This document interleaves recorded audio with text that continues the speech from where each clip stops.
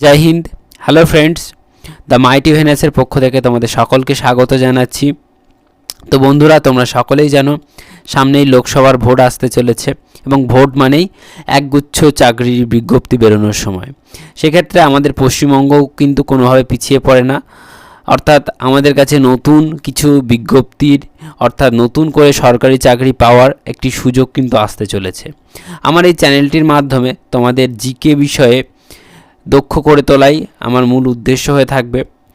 বিশেষত যারা বিগিনার বা কম্পারেটিভের জন্য নতুন পড়া শুরু করেছো তাদের ক্ষেত্রে খুবই উপযোগী হবে, এবং যারা পুরনো রয়েছো অর্থাৎ যারা দীর্ঘ কয়েক বছর ধরে কম্পারেটিভ ফিল্ডে রয়েছো, তো তাদেরকে আমি গ্যারান্টি সহ বলতে পারি যে তোমরা প্রত্যেকটি ভিডিও থেকে কিছু না কিছু নতুন অবশ্যই পেয়ে থাকবে।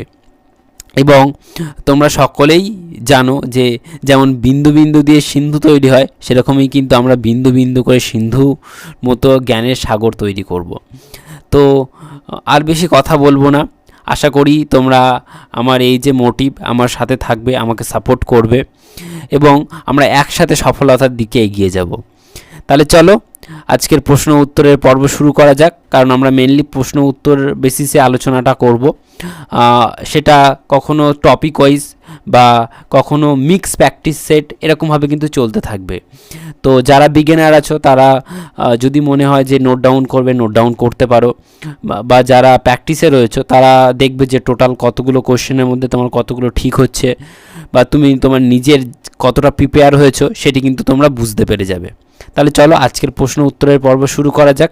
আজকে একটি বিগত পুরনো একটি সরকারি চাকরির পরীক্ষার প্রশ্নপত্র নিয়ে হাজির হয়েছি। আমি বলবো না এটা কোন পরীক্ষার, তোমরা কমেন্টে জানিয়ে দিও এটি কোন পরীক্ষার। তাহলে চলো আমাদের ভিডিওটি শুরু করা যাক। এবং তোমরা দেখতেই পাচ্ছ স্ক্রিনে প্রথম প্রশ্নটি কি রয়েছে। দেখো, প্রথম প্রশ্নটি রয়েছে, ভারতের একটি অঙ্গরাজ্যের রাজ্যপালকে নিয়োগ করেন। তাহলে এর সঠিক অ্যান্সার হয়ে যাবে কিন্তু রাষ্ট্রপতি। আমি দরকার হয় তোমাদেরকে 1 থেকে 2 সেকেন্ড সময় দেব, বা যারা পরে রেকর্ডেড দেখবে তারা একটু পজ করে নিজে উত্তর দেওয়ার চেষ্টা করবে। যদি না পড়ো তাহলে তো উত্তর তো আমি দিয়েই দিচ্ছি। ঠিক আছে, এইভাবে এগোতে থাকলে কিন্তু অবশ্যই আমরা সফলতার দিকে এগিয়ে যেতে পারবো।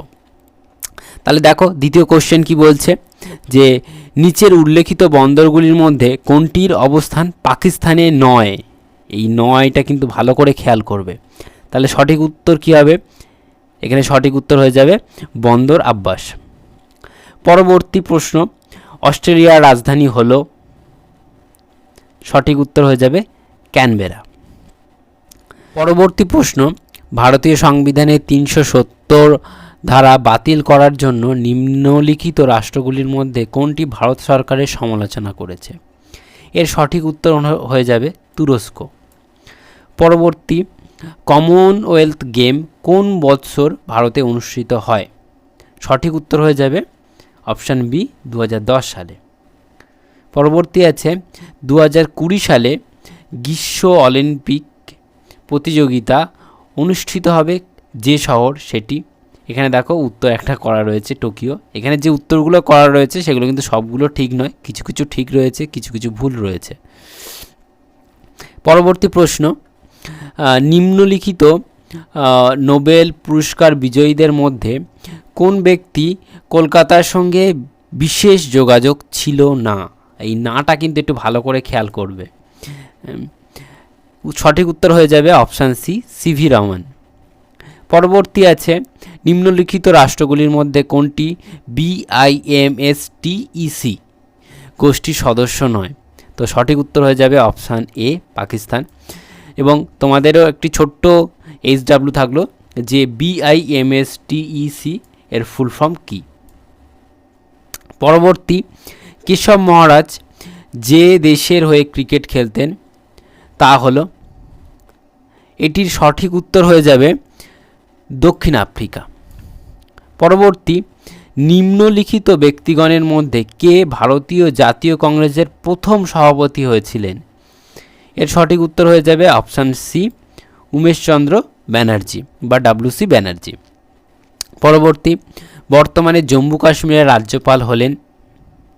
এটি কিন্তু একটু বিতর্কিত কোশ্চেন রয়েছে, কারণ এটি অনেক পুরনো কোশ্চেন, তো সঠিক অ্যান্সারটা কিন্তু এখান থেকে পাবে না। তৎকালীন সময়ে সঠিক অ্যান্সার কিন্তু ছিল গিরিশচন্দ্র সাক্সেনা। পরবর্তী, নিম্নে কিছু খেলোয়াড়ের নাম এবং যেসব খেলায় তারা পারদর্শী তা লেখা রয়েছে। খেলোয়াড়দের নাম এবং লেখা ঠিকমতো চিহ্নিত করতে হবে। এখানে খেলোয়াড়দের নাম দেওয়া থাকবে, এখানে খেলাটার নাম দেওয়া থাকবে। প্রথমে বুঝতে পারছ যে রোনাল্ডো, এটা তো নয়। এর সঠিক উত্তর হয়ে যাবে অপশান বি। পরবর্তী কোশ্চেন, ভারতের পূর্বমুখী কর্মনীতির সূচনা করেন কে? এর সঠিক উত্তর হয়ে যাবে অপশান এ, নরসিমা রাও। পরবর্তী, ভারতের পরমাণু শক্তি কমিশনের প্রথম সভাপতি। এর সঠিক উত্তর হয়ে যাবে হোমি ভাবা বা হোমি জাহাঙ্গীর ভাবা। পরবর্তী, 2019 সালে বিশ্ব শান্তির জন্য নোবেল পুরস্কার পেলেন। সঠিক উত্তর হয়ে যাবে অপশান বি, আবি আহমেদ। পরবর্তী, স্বাধীন ভারতের প্রথম ভারতীয় গভর্নর জেনারেল ছিলেন। অপশান বি, সি রাজা গোপালাচারী। আলেকজান্ডার কখন ভারতবর্ষ আক্রমণ করেন? এর সঠিক উত্তর হয়ে যাবে অপশান সি, 326 খ্রিস্টপূর্বাব্দে। এবং তোমরা সকলেই জানো যে আলেকজান্ডার কিন্তু ভারতে 18 মাস ছিলেন। পরবর্তী প্রশ্ন, নিম্নে উল্লেখিত দেশগুলির মধ্যে কোন দেশে বসবাসকারী কুর্দিশদের উপর হাল আমলে তুরস্ক আক্রমণ করেছে? তো সঠিক উত্তর হয়ে যাবে অপশান সি, সিরিয়া।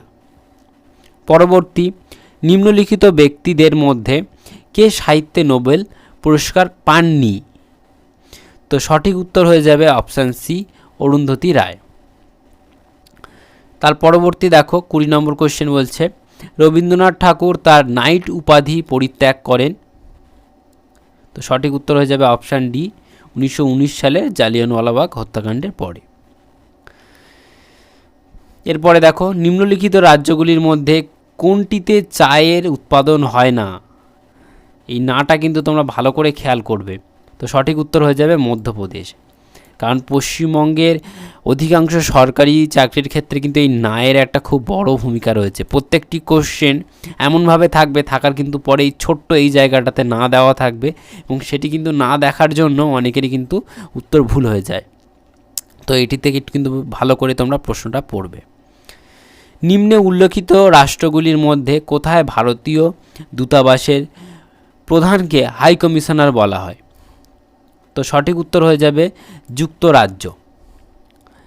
পরবর্তী প্রশ্ন, হুসেন বোল্ট একজন। সঠিক উত্তর হয়ে যাবে অপশান এ, দূরপাল্লার দৌড়বিদ। পরবর্তী, নিম্নলিখিত নদীগুলির মধ্যে কোনটির উৎস হিমালয়? তো এর সঠিক উত্তর হয়ে যাবে অপশান সি, ব্রহ্মপুত্র। পরবর্তী, নিম্নে উল্লেখিত ব্যক্তিদের মধ্যে কে হকি খেলোয়াড় নন? তো সঠিক উত্তর হয়ে যাবে মিলখা সিং, তিনি একজন দৌড়বিদ। পরবর্তী, নিম্নে উল্লেখিত স্থানগুলির মধ্যে কোনটি একটি স্বাধীন রাষ্ট্র নয়? তো সঠিক উত্তর হয়ে যাবে আলাস্কা। পরবর্তী 27 নম্বর কোশ্চেন, অমরকণ্টক শহরটি। সঠিক উত্তর হয়ে যাবে অপশান বি, মধ্যপ্রদেশে। পরবর্তী প্রশ্ন, ইসরো এর সদর দপ্তর হলো? সঠিক উত্তর হয়ে যাবে বেঙ্গালুরুতে। এবং একটি ছোট্ট SW, ইসরোর ফুল ফর্ম কি, কবে গঠিত হয় এবং বর্তমান চেয়ারম্যান কে আছে? এটি কিন্তু অবশ্যই তোমরা কমেন্টে জানিয়ে দিও। নিম্নে উল্লেখিত ব্যক্তিদের মধ্যে বর্তমানে কে ভারতের বিদেশ মন্ত্রী? তো সঠিক উত্তর হয়ে যাবে এস জয়শঙ্কর। পরবর্তী প্রশ্ন, বিশ্বের বৃহত্তম রেন ফরেস্টে অগ্নিকাণ্ডের জন্য সাম্প্রতিককালে কোন দেশের নাম সংবাদ শিরোনামে ছিল? তো সঠিক উত্তর হয়ে যাবে অপশান বি, ব্রাজিল। পরবর্তী, বিশ্বের উষ্ণায়নের জন্য নিম্নলিখিত কারণগুলির মধ্যে কোনটি দায়ী নয়? নয়। এটা কিন্তু ভালো করে খেয়াল করবে। তো সঠিক উত্তর হয়ে যাবে এখানে সৌরশক্তির ব্যবহার, অর্থাৎ অপশান সি। পরবর্তী প্রশ্ন, মামল্লপুরম সম্পর্কে নিম্নে উল্লেখিত বিবৃতির মধ্যে কোনটি অসত্য? তো এখানে সঠিক উত্তর হয়ে যাবে অপশান সি, এখানে কথাকলি নৃত্যের জন্ম হয়।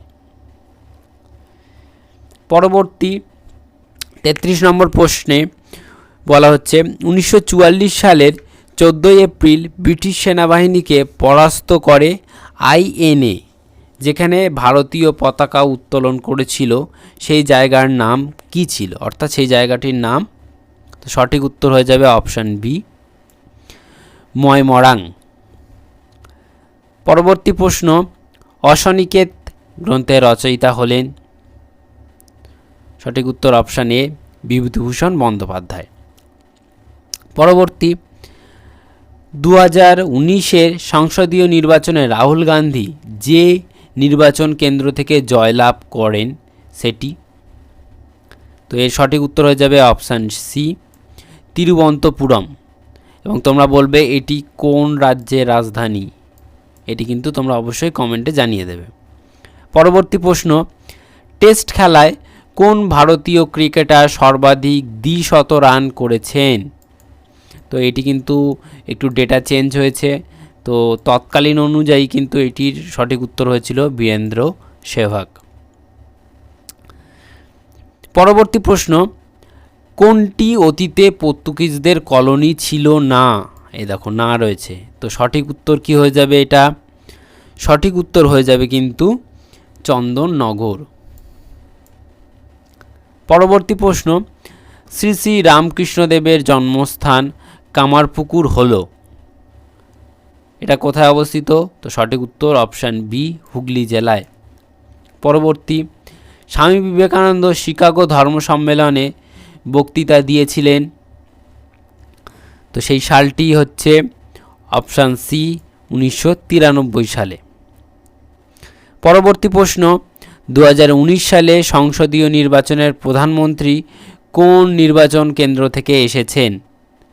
তো এটার সঠিক উত্তর হয়ে যাবে অপশান বি, বারাণসী।